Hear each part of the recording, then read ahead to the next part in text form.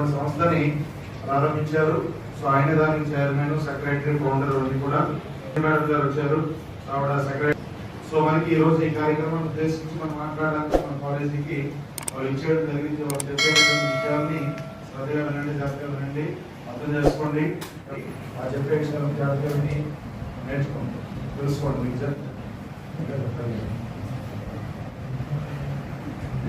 ముందుగా వివేకానంద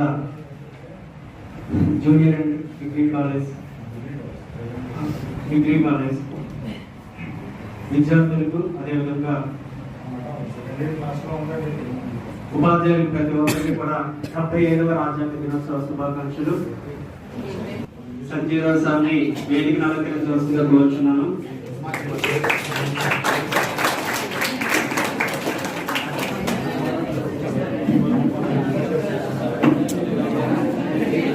మా కార్యదర్శి జయశ్రీ గారిని వేదికను అలంకరించవలసిందిగా కోరుచున్నాను.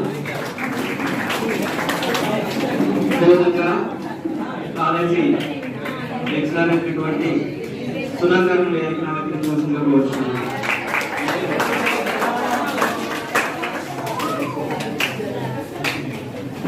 ఓకే, మనం ముందు ఈ కార్యక్రమాన్ని మొదలు పెట్టుకోవడానికి ముందు అందరికీ లేచి నిలిచినట్లయితే మధ్య మాత్రం పాటుగా మనం ఈ కార్యక్రమాన్ని ప్రారంభించుకున్నాం.